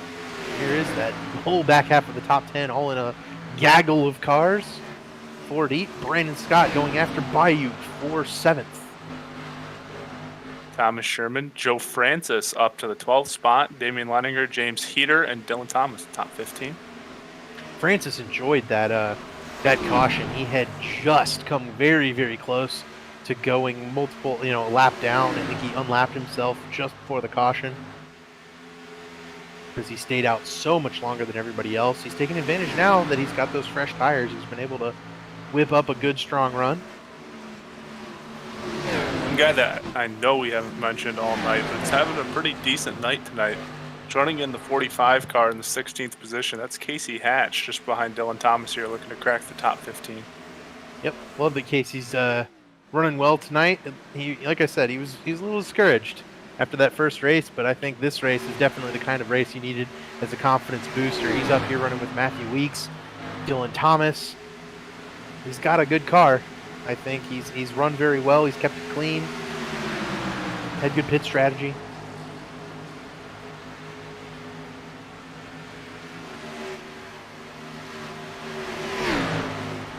Him and Dallas Mahan's had a couple of good runs the last couple of weeks, but I don't think he's gotten the results that 13 car has shown the speed for.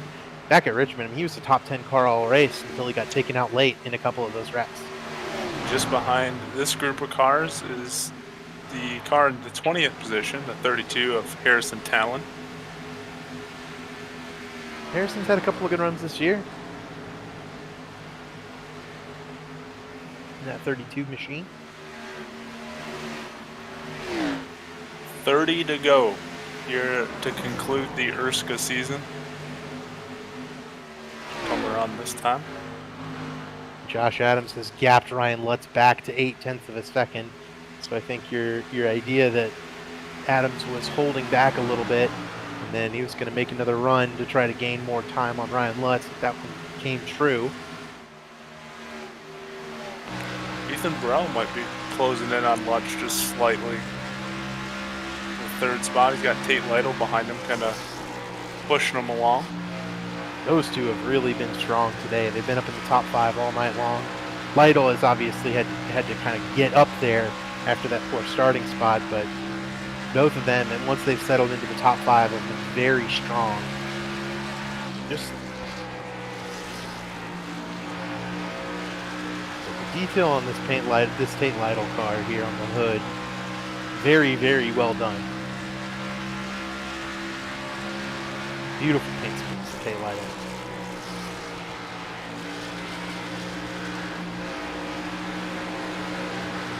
Oh, there's Richard Lafferty. Man, shooting up the outside goes Lafferty and about takes out the 3rd and 4th place cars there. Lafferty had pitted. He is on fresh tires. A little bit of a surprise to all of us up here, I'll tell you that. I was just about to say, I'm like, I think Richard Lafferty's coming to the outside here. He comes flying in there again. Tate will give him the bottom this time. Lafferty's going to get 2 PER cars with 1 corner. Yeah, you might need 2 corners. There he goes, he'll go on by. Tate Lytle going to try to take advantage of Burrell letting Lafferty go. He tries to jump underneath his teammate. Cuts him a break, lets him back in line.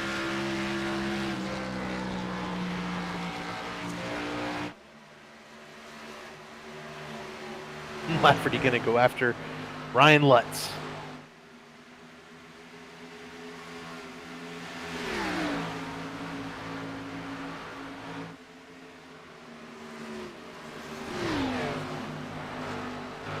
Gap still kind of staying the same between the front two, just under 1 second. It's about to expand a decent chunk here as Lutz runs the top. Goodies on pit road. Michael Goodman, the Brewers car, down pit road. Yeah, Lutz loses about a 1/10 to Adams there by running the top.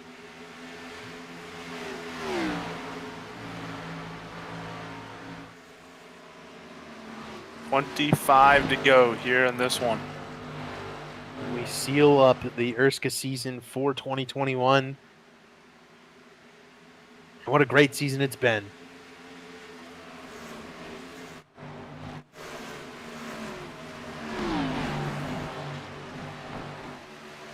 A lot of really fun races. This one's no different. A lot of passing. A lot of pit strategy, comers and goers. Great saves. This race has had everything that makes one of these good, clean, no caution races great. David, why? I'm just, we're gonna talk about it until it's not true. Look, I can only jinx stuff for so much longer. Then I'm gonna run out of steam. I'm gonna have to keep going during the off season. It just came to, I was just thinking about saying that, since that, was it Martinsville? Where was it? What short track race did we have where we had 20 plus cautions? Martinsville. Yeah, Martinsville. Really, I think we've seen the cleanest, best racing we've seen all season long. They've really cleaned it up. We've had maybe 2-3 cautions a race, which is our lowest on the season, and it's been really high quality racing from then on out. We had 100 green flag laps at Auto Club. We had half a race. We had 1 caution at Indianapolis. Last week at Talladega was Talladega. Richmond, we had the first 150 of 200 laps were fairly clean. And then this race has been just the 1 caution. So I think you're absolutely right. This stretch of racing has just been utterly phenomenal from this group.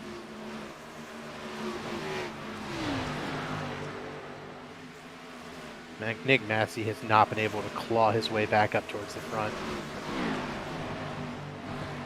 What a disastrous race for Massey and Chris Wright, man.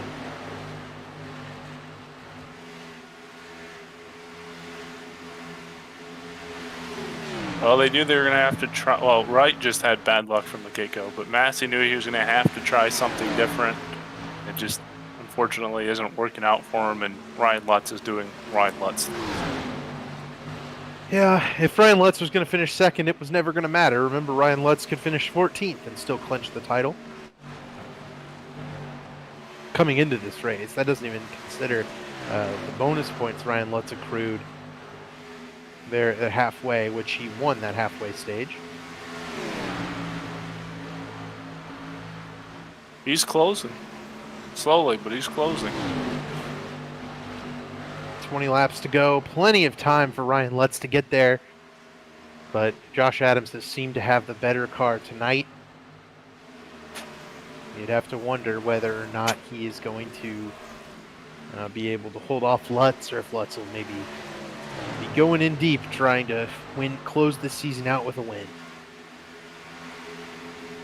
It's one of those things I really love about the true chase, the true, points crowning champion is Ryan Lutz is in position to win this championship in second place. He doesn't have to make a crazy move late in this race. He can just run his race. If he doesn't catch Josh Adams, oh well. You're the champion of the league.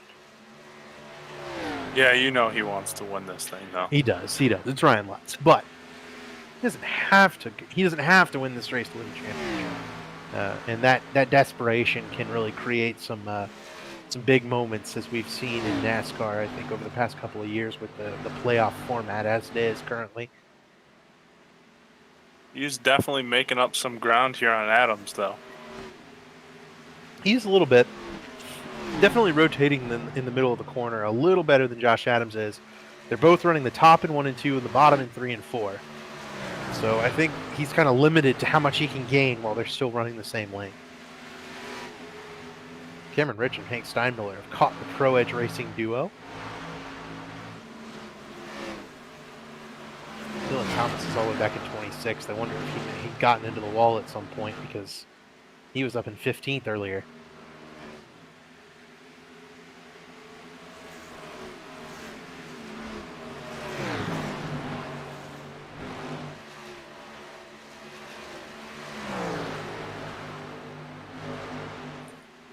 $16 laps to go.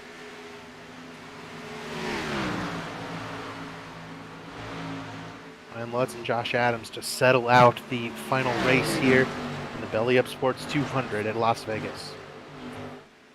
Lytle looking under Burrell there through the corner. Yep, Tucks back in. And still a battle behind between Thomas Sherman, Brandon Scott, Joe Francis, and Matthew Bayug for 7th. They've been raging that battle for 10 or so laps, maybe even more.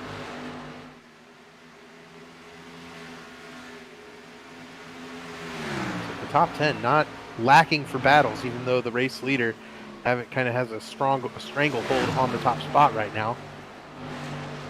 This is where the tires start to wear. These cars start to feel uncomfortable. The longest some of these guys have run.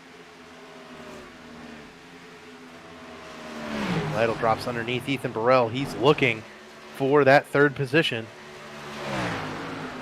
Lutz has cut it by another 1/10 of a second here on Adams. They're seesawing a little bit. Lutz, he'll gain a 10th, he'll lose a 10th, he'll gain a 10th, he'll lose a 10th. Up and down. Seems like Adams is maybe just a touch better in 1 and 2, and Lutz is better in 3 and 4. Not gonna lie, the angle there made it look like Tate was coming up directly into Ethan's door there for a second. Tate Lytle does clear Ethan Burrell for 3rd place in the podium result to end the season. Oh, but he hit the wall. That'll lose that spot right back. Give it back to Ethan. Might slow up that 56 car a little bit as well. This battling has created a 3-second gap from them to the race leader, Josh Adams. And it's been Cameron Rich and Hank Steinmiller have drawn a bead on the Tate Lytle machine.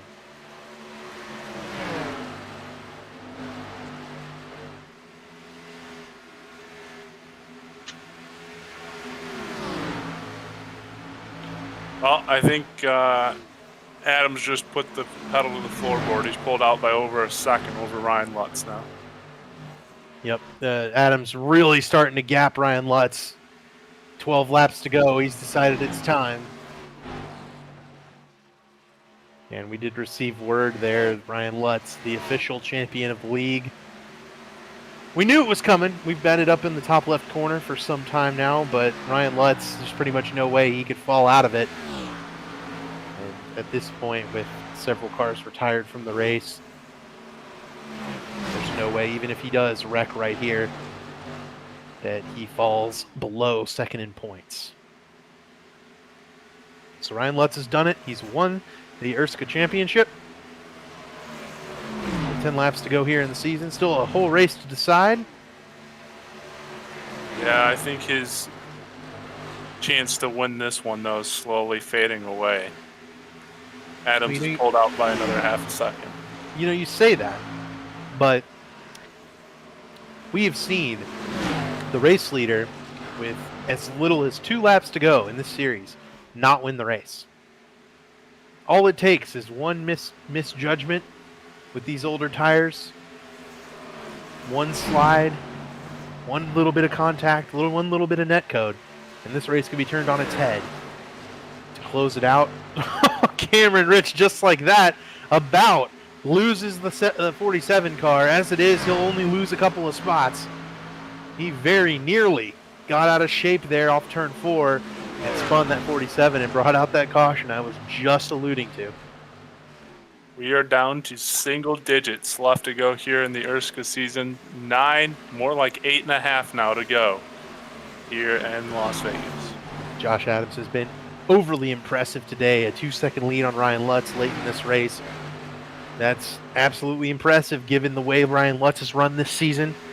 He's been thoroughly dominant. He's led, I believe, the most laps in the season so far. Yeah, and by a wide margin, too.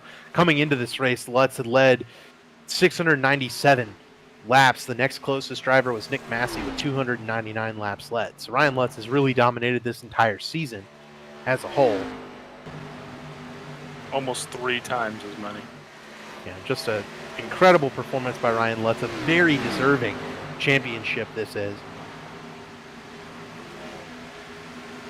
Francis and Bayuk doing battle up there on the top of your screen, just behind Leininger. That is for a top 10 position between Francis and Bayuk. Damian Leininger has driven from behind this group all the way up and around them and into 9th place. So I think he adopted a different strategy from the beginning of the race. Did Damian Leininger earlier in the race? He really pushed it, burnt up his tires, didn't really have anything for him and fell back. And since he's been able to capitalize and move into the top 10 to close out a very strong comeback season, he'll have several top 10 runs all in a row here.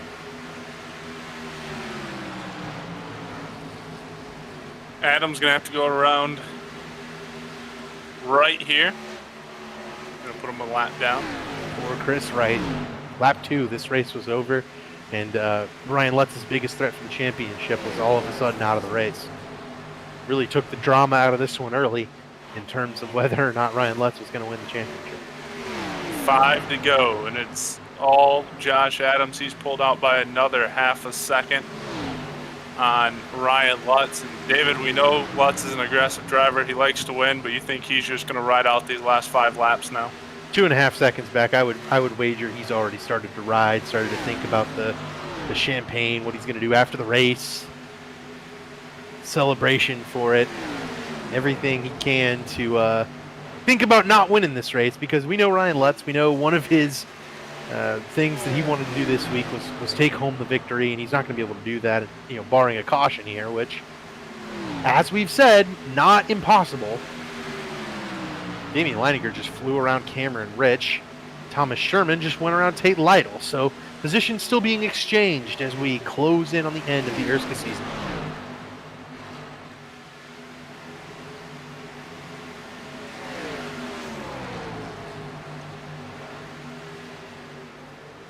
Bayuk down in front of Michael Goodman, who's on fresh tires. Michael affecting this battle for 10th a little bit, drawing in those guys that are behind. Francis at the line has it. Chris Wright was just kind of racing Ryan Lutz a little hard there, even though he was a lap down. That's allowed Ethan Burrell to close in. Burrell was closing a little bit. It draws him even closer to Ryan Lutz now. Just think, right, if we had a playoff format where Ethan Burrell was closing in on Ryan Lutz for this title, the things that Ethan Burrell might do to take it away from Ryan Lutz. You know, I really appreciate that we have this point system where a deserving driver like this 36 car can go in and have a chase where he doesn't finish lower than 8th in 7 or 8 races and clinch a title. It feels like we've crowned a deserving champion, and that's really awesome.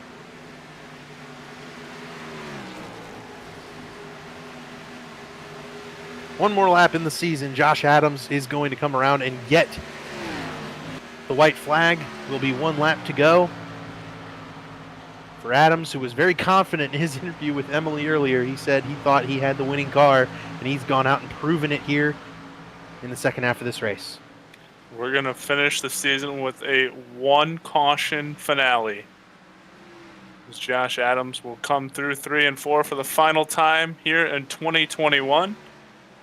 He's going to pick up the win here at Las Vegas.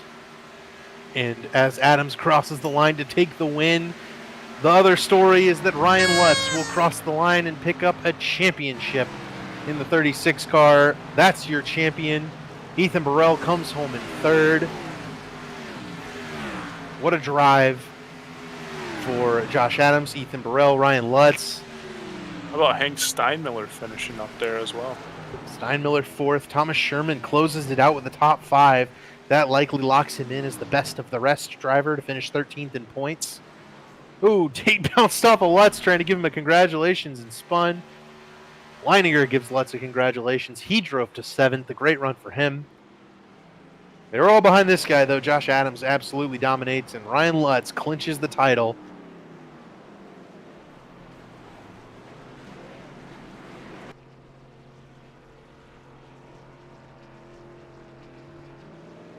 You're right, David. I mean, this guy deserved it. He drove his butt off all season long. Consistent finishes, multiple wins. Ryan Lutz, the deserving 2021 ERSCA champion. Absolutely right, and that's one of those things I really love about points formats and stuff. It's, you know, those are two adversaries right there. Those guys are not teammates. Burning it down together. Lutz knows he got beat fair and square today.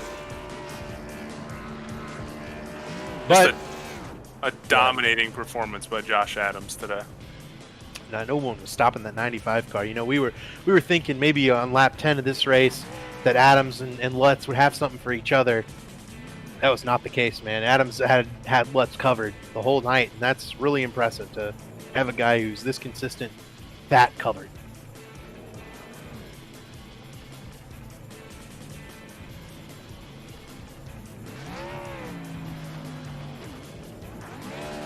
I like what they're trying to do. The car just doesn't want to handle it. You're making me laugh. These guys can't figure it out. But the race winner and the champion celebrating together in the front straightaway of Las Vegas. What a great race. 1 caution the whole night. A lot of green flag racing, a lot of passing, a lot of comers and goers. Just a great race. Joe Francis did win that battle for 10th. Matthew Bayuk had to settle for 11th. James Heater comes back for 12th. Mogard for 13th. Weeks and Crump round out the 15th spot. Massey falls back to 16th. Man. Tough break for Massey. Heater had 1 top 10 finish in the playoffs, by the way. It was Talladega. Finished in the top. How about a bounce back race for Ethan, though, to come back and finish the season in the 3rd place spot? A different points format would have given Ethan an opportunity tonight. But, you know, when you can't make a mistake in the playoffs like this, that's all it takes. So with that, I think we can interview some people, though. I don't know if we've got the people in the order we want to have them in. right. Well, we'll take a quick break to get everything in order for interviews and the trophy presentation for the championship here at ERSCA. So we'll be right back.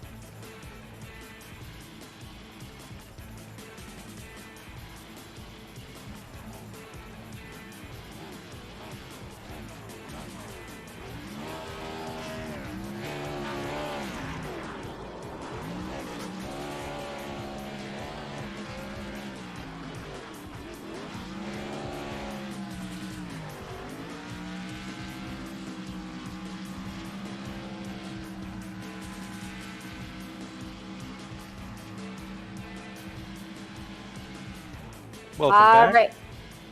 I was going to send it to you, Emily, but you got it. Go ahead. I've just been waiting to talk all race. There hasn't been a lot of opportunities. Sorry I jumped the gun there, David, but I'm going to go ahead and bring in Ethan Burrell, who finished in 3rd place tonight. So let me bring him up here. Hey, Ethan, do you have a copy? Yep, I got you. All right. Well, I just want to start by getting your final thoughts on how you thought you did this season as a whole. Yeah, I mean, it was a great season. ERSCA is definitely the most competitive league overall. I think I've ran in, and to get a couple wins this season. Had a great regular season battle back and forth with Lutz, and I'm really proud of how I did. I wish I did a little bit better in the middle part of the chase, but I got a chase win at Darlington, what I would consider one of my worst tracks. So I mean, there's a ton of takeaways I got from this season. Was Darlington, would you consider it that maybe your favorite track this season, since you got a win at a track that you thought you weren't going to do well at? It was really special, but I still don't know. I still don't feel too great about that place. Just how it drives, I don't know. It's really uncomfortable for me. But Atlanta, for sure. I think it was like the 2nd or 3rd race of the season, and I thought I had that race locked up, and then Tate got it from me at the end. But yeah, definitely. I mean, there was a lot of high points all season for sure. Let's talk about this race here tonight for you. What are your kind of takeaways from it, the challenges that you had, and also how you thought you did? Yeah, I thought I did pretty good.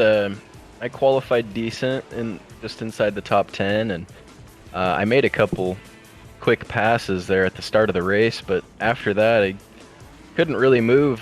I guess I kind of found my spot in line, really. I mean, I was driving my butt off, and 95 was stout. I mean, there was no way. Yeah, I was maybe even with Lutz there. I would just maintain perfect gap behind him, but Adams was stout, so he definitely came prepared. I don't think I could have had anything for him, if there was any late cautions or anything, but I think third place is about what I had tonight for sure. I mean, those top two were really good, and it was a heck of a battle with Tate there in the closing laps for our whatever spot we're ending up in the points. Yeah, well, third place, I would say, is pretty dang good for this one here tonight. Before we let you go, are there any shout-outs you would like to give? Yeah, my fiance Rachel, my grandma, and all my friends and family that watch. My buddy Austin, always riding with me in these league races, and all the guys at Pro Edge Racing, all the support that they give me, and thanks to you guys for putting on a great show for us, and thanks to Johnny and for putting on such a great league for us to compete in, and big congrats to Ryan Lutz for winning the big trophy. Awesome. Well, thanks so much for the time, Ethan, and congratulations on finishing third tonight. Thank you.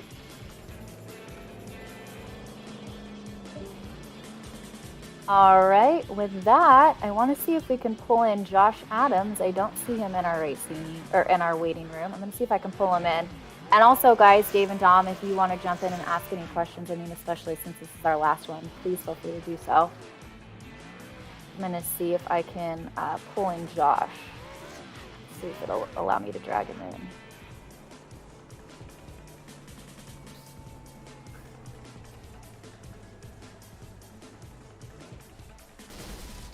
I'm not able to drag. Can one of you guys get him in? Okay. Are one of you guys able to drag in Josh to the waiting room? It's not allowing me to do it.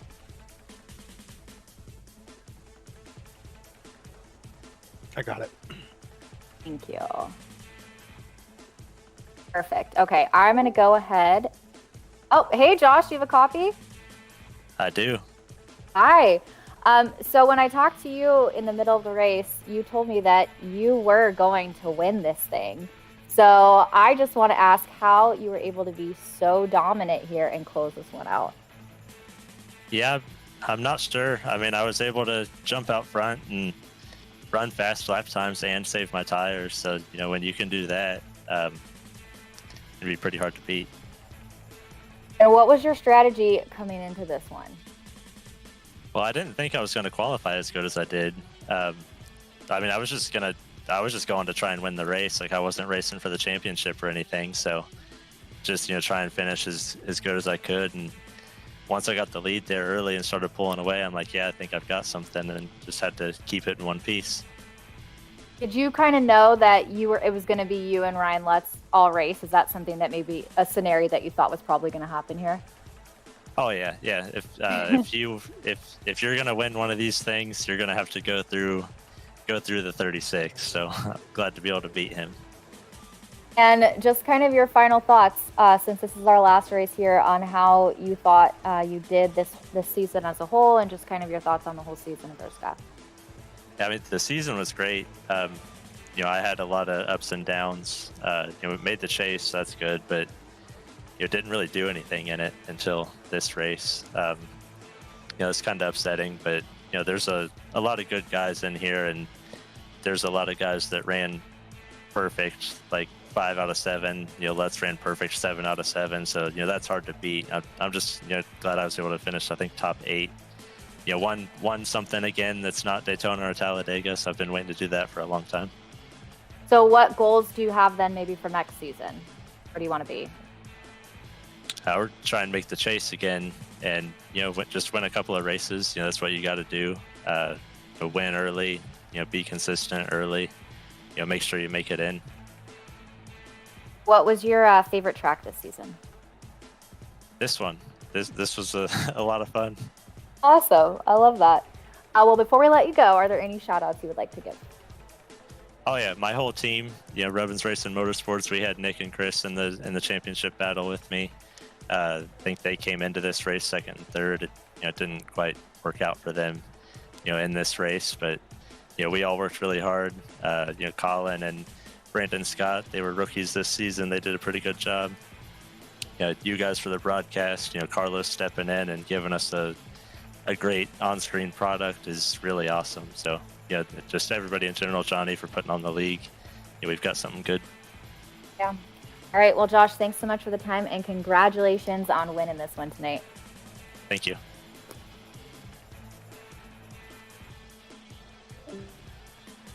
All right. I feel like we need to bring in Johnny. Okay.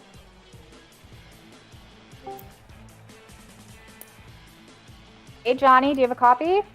I got you, Emily. What's happening? All right. The floor is yours. Oh, awesome. I wrote this out too. I don't Can you see hear me? Ryan in here. I can hear you, but there is Ryan. Bring in All Lutz. right. All right. You're all good. All right. I wrote this out, by the way. Love that. All right. First off, I just want to thank you all, you guys in the booth and in the studio, Carlos. I just kind of want to get everything in here full circle. Bringing 3 and 4 individuals together like yourselves and have them work together on the fly can be challenging, and each week you guys all improve.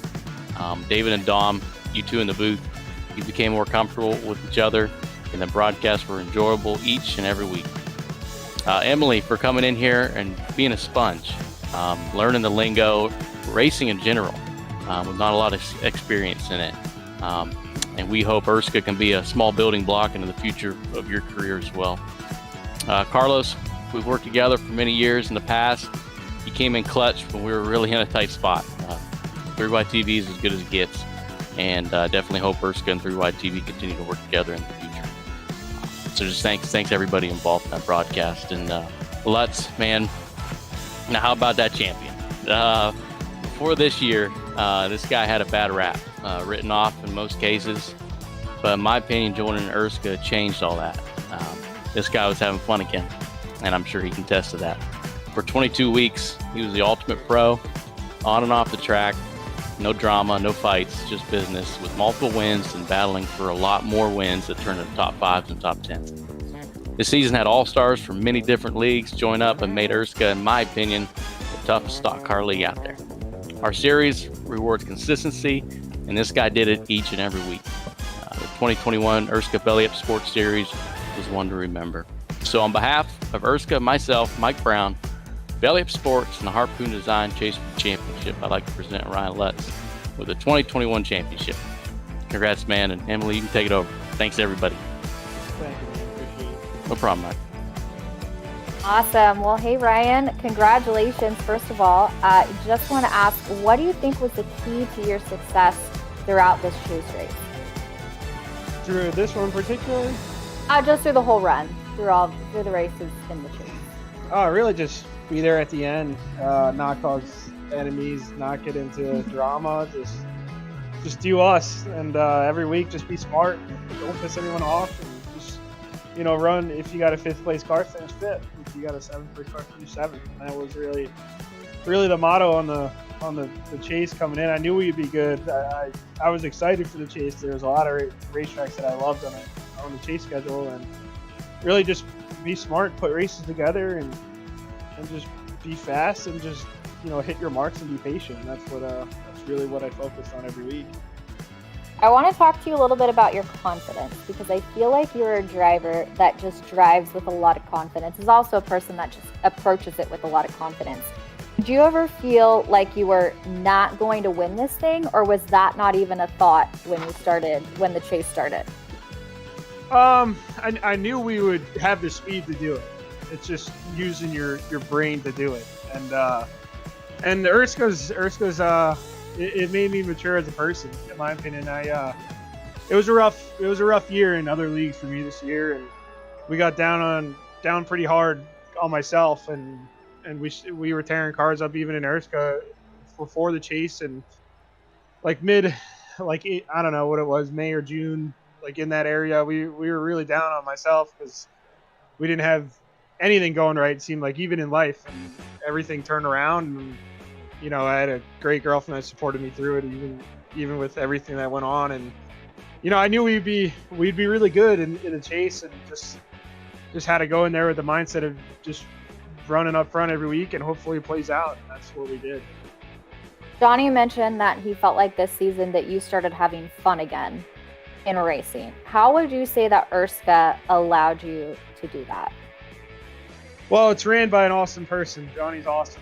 It's a loose atmosphere in this league, and it's definitely one that I'll remember for a long time. And it's an awesome league to be a part of. If you bump someone, they're going to bump you back. And that's just how ERSCA is. And Damien really brought me onto this league. You know, I didn't really enjoy lead as much as I was doing an iRacing myself. And he's like, dude, you got to join ERSCA. You're gonna think it's great. And once I did, I was like, man, this league's awesome. And it turned my confidence around as a person. It definitely made me grow up as a person, made me mature, and it definitely showed on track. Just really excited to be a champion. Yeah, definitely. I love that. My most important question for you tonight, though, is how are you going to be celebrating this one? I told my girlfriend I'd take her on a trip if I wanted. So. Oh, no way! Where are you going? I don't know yet. We haven't decided. So, but it's gonna be somewhere.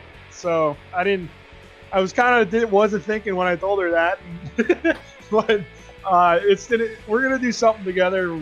I don't know what it is, but we're definitely gonna do something, and we'll definitely keep you updated. Yes, please do. I'm super stoked for your girlfriend. That's awesome. Well, before we let you go, are there any shout outs you would like to give tonight?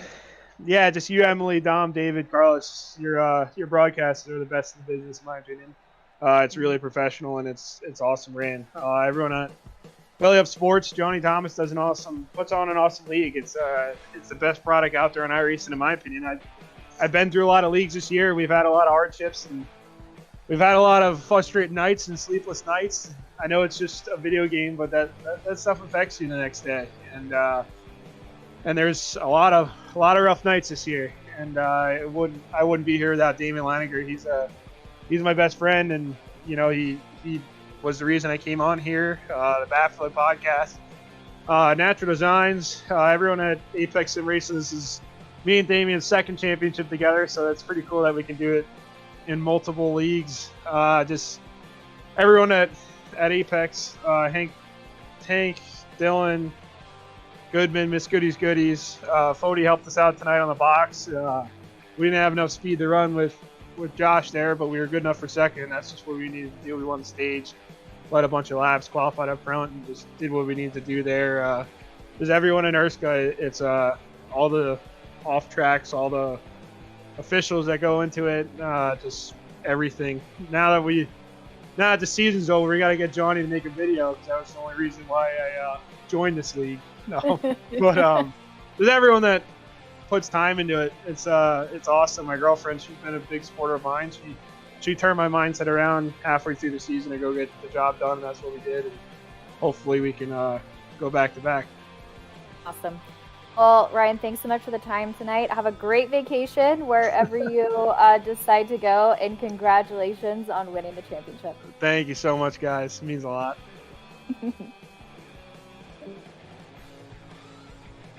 Well, that concludes our season. Let's get some final thoughts, I think, from everybody. I guess we can start with you, Emily, here. Yeah, I honestly still can't believe this is over. This has been so much fun for me. I've enjoyed working with all of you guys and getting to know all of the drivers. I've had such a blast, so I'm a little sad that I'm not going to have something to look forward to on Mondays anymore. Super stoked for Ryan. It sounds like it's not only something that was well-deserved, but something that he worked really hard for. So I'm really, really excited for him. And yeah, this is just super fun. My thanks to Johnny for bringing us all on board, and I can't wait to do it all again. Absolutely. Yeah, I'll share mine, and then Dom, I'll let you go last. What do you say? I just want to give a big shout out to Race Control. Johnny Eckert was phenomenal all season. He put together big spreadsheets to keep track of the penalties and the points and everything. He's how they knew Ryan Lutz was the champion with about 30 laps to go. So just a fantastic job by them. And Johnny Thomas put this thing on, got us all together.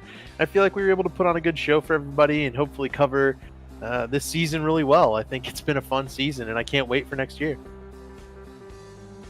Yeah, I have to agree with both of you. I think coming in, none of us knew each other. David and I I feel like, had a little bit more experience with covering iRacing. Emily kind of came in not knowing what she was getting into, but I think we gelled pretty quickly. We got stronger as the season went on, and then Carlos coming in just took our production to a whole nother level, especially during the chase. So who knows what the future brings, but hopefully all of us can get back next year for ERSCA.